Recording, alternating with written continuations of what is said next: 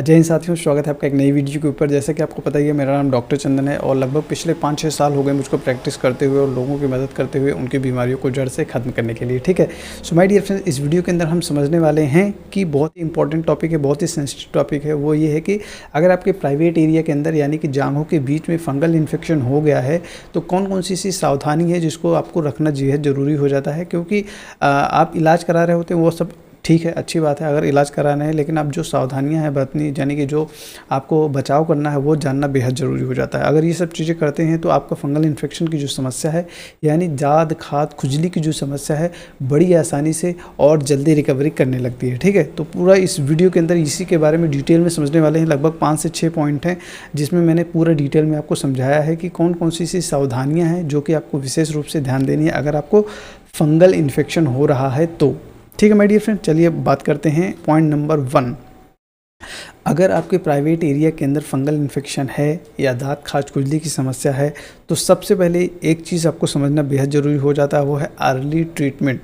सबसे बड़ी सावधानी यही है। अगर आपको थोड़ा सा भी अपने ऊपर डाउट है कि अगर आपको फंगल इन्फेक्शन यानी दांत खाज खुजली की समस्या स्टार्ट हो गई है, शुरुआती स्टेज में ही है, हल्के हल्के दाने बन रहे हैं, खुजली हो रही है, रैसेस हो रही है, स्क्रैचिंग हो रही है, बहुत ज़्यादा सीवियर ईचिंग होने लगी है, तो सबसे बड़ी सावधानी जो देनी है वो ये है कि आपको अर्ली ट्रीटमेंट स्टार्ट करना होगा। अर्ली ट्रीटमेंट का ये मतलब होता है कि जितना जल्दी आप अपना इसका इलाज शुरू कर देते हैं उतनी जल्दी आप इससे छुटकारा पा जाते हैं। ठीक है, जितना आप डिले करते जाएंगे, जितना आप लेट करते जाएंगे, ये आपकी समस्या को और कॉम्प्लिकेटेड होती जाएगी यानी कि और ज़्यादा गंभीर होती जाएगी, बढ़ती जाएगी, और जितना ये बढ़ती जाएगी उतनी समस्या क्रिएट करेगी। क्योंकि फंगल इन्फेक्शन यानी कि जो चमड़ी का रोग है ये सबसे क्लिष्ट रोग माना गया है। ये सबसे मतलब इतना ज़्यादा परेशान करता है लोगों को, पूछिए मत।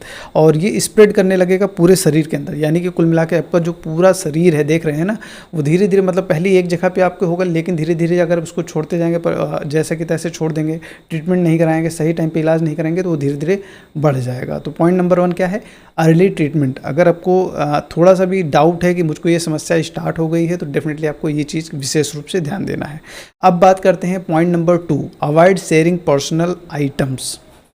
अगर आपको फंगल इन्फेक्शन है, दांत खाज खुजली की समस्या है, तो सबसे पहली चीज़ आपको विशेष रूप से जो चीज़ मैंने बताया कि अर्ली ट्रीटमेंट लेना है, यानी कि जितनी जल्दी हो सके उतना अच्छा इलाज कराना है।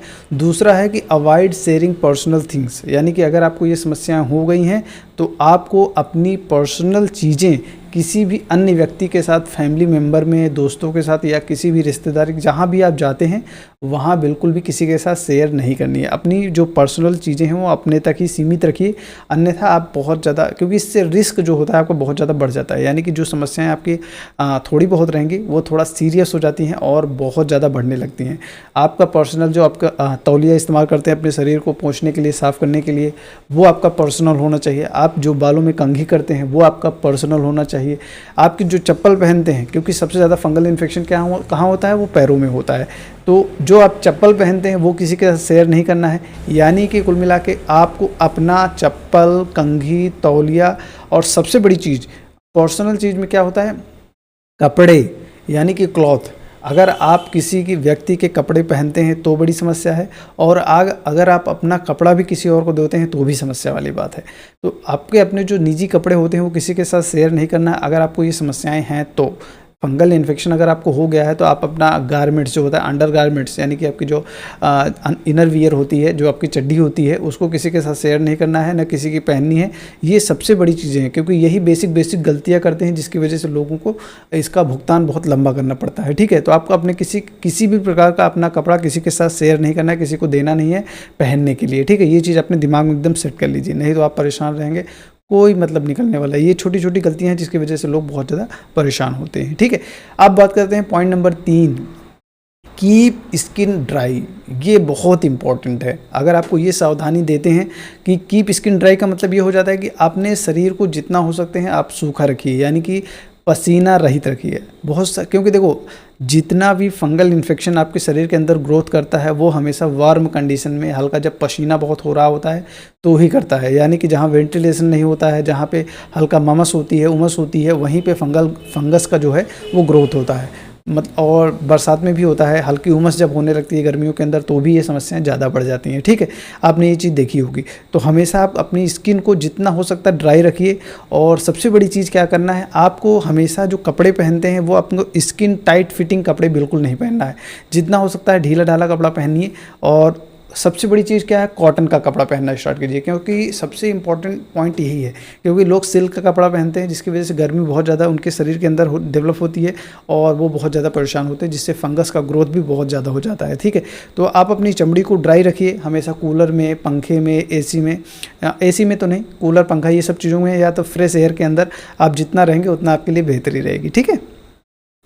नेक्स्ट इसी में होता है मेंटेनिंग गुड हाइजीन। इसका मतलब समझ गए होंगे, गुड हाइजीन का मतलब ये होता है कि हमेशा अपने कपड़े को रेगुलर बेसिस पे चेंज करते रहिए। वही कपड़ा आप बार बार मत पहनिए, पहनते हैं तो उसको साफ़ करिए, अच्छे से धुलाइए, उसके बाद उसको ड्राई कीजिए, धूप में अच्छे से सुखाइए।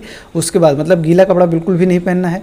जितना हो सकता है अपनी हाइजीन को मेंटेन करना है, यानी कि अपना जितना भी शरीर का कपड़ा रहता है उसको साफ़ सफाई करके ही पहनना है। और जहाँ पर रहते हैं वहाँ पे साफ़ सफाई करिए और जितनी भी चीज़ें हैं सब ऑर्गेनाइज करके रखिए। और उसमें देखिए कहीं भी आपको फंगस या फफूंद का ग्रोथ तो नहीं मिल रहा है, आप सीलन वाली जगह में तो नहीं रह रहे हैं। अगर जितना हाइजीन मेंटेन करेंगे, यानी साफ़ सफाई जितना भी रखेंगे, उतनी ज़्यादा मदद मिलेगी आपको इन चीज़ों में और इसकी रिकवरी करने में, ठीक है।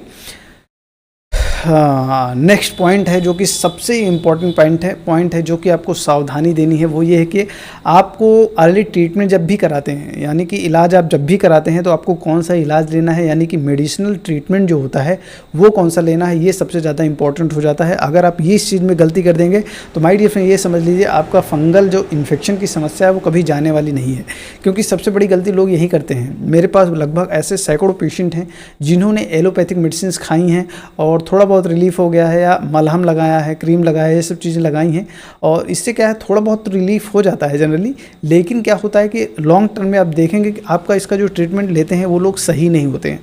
तो हमेशा आपको जितना हो सके जल्दी से जल्दी आपको क्या करना है, होम्योपैथिक मेडिसिन के ऊपर शिफ्ट होना है। क्योंकि होम्योपैथिक मेडिसिन ही है जिसमें आपको परमानेंटली जो सोल्यूशन चाहते हैं वो मिलने वाला है। यानी कि बार बार जो समस्याएं उत्पन्न हो रही हैं, अगर उससे छुटकारा पाना चाहते हैं तो आपको प्रॉपर किसी अच्छे एक्सपर्ट की मदद से आप अपना ट्रीटमेंट कराते हैं तो आपको बेस्ट रिजल्ट देखने को मिलते हैं और आपकी जो समस्या हमेशा के लिए बाहर चली जाती है, ठीक है। तो आपको सबसे बड़ी सावधानी देनी है कि मेडिसिनल ट्रीटमेंट जब भी स्टार्ट करते हैं तो आपको होम्योपैथिक मेडिसिन ही लेनी है, ठीक है। ये चीज़ आपको समझ में आ गया होगा। तो कुल मिला के यही सब चीज़ें हैं जिनको अगर आप विशेष रूप से ध्यान देते हैं तो आपकी जो समस्या है बड़ी आसानी से ठीक हो जाती है। 5-6 सावधानियां देनी है जिसको आप अपने दिमाग के अंदर रख लीजिए, क्योंकि ये चीज़ें बेसिक हैं, इनको आपको समझना बेहद। बहुत लंबे समय से अपने फंगल इन्फेक्शन की समस्या को लेकर बहुत ज़्यादा परेशान हो चुके हैं, समझ नहीं आ रहा क्या करें, कौन सा ट्रीटमेंट लें। सो माय डियर मैं आपको बताना चाहूँगा आप हमसे संपर्क कर सकते हैं। अगर आप सच में सीरियस हैं अपने ट्रीटमेंट को लेकर, अपने इलाज कराना चाहते हैं तो डेफिनेटली मैं आपको अपना पर्सनल व्हाट्सअप का नंबर दे रहा हूँ। आप वहाँ पर मुझे कनेक्ट कीजिए, अपने ट्रीटमेंट के बारे में जानकारी लीजिए और जितना जल्दी हो सके उतनी जल्दी इसका ट्रीटमेंट स्टार्ट कीजिए। क्योंकि ये एक बार ज़्यादा सीरियस हो जाता है, बहुत ज़्यादा बढ़ जाता है तो बहुत ही रिकवरी करने में समय लग जाता है, ठीक है। तो मैं अपना पर्सनल नंबर आपको दे रहा हूँ, आप वहाँ पे जाके मुझसे कनेक्ट कर सकते हैं और अपनी जो भी समस्या है उसके बारे में डिटेल में जानकारी ले सकते हैं, ठीक है। सो माय डियर फ्रेंड मेरा नंबर नोट कर लीजिए आप, मेरा नंबर है 75 66 52 0043। इस नंबर पर आप मुझे व्हाट्सअप कर सकते हैं और अपनी बीमारी का पूरा ट्रीटमेंट ले सकते हैं, ठीक है। माय डियर फ्रेंड आशा करते हैं आपको चीज़ें समझ में आ गए होंगे। अगर आपका कोई डाउट हो तो नीचे आप कमेंट बॉक्स में लिखकर जरूर पूछिए, जो भी सवाल करेंगे उसका नेक्स्ट वीडियो के अंदर जरूर आपको जवाब मिल जाएगा। थैंक यू सो मच इस वीडियो को देखने के लिए। लास्ट में भारत माता की जय।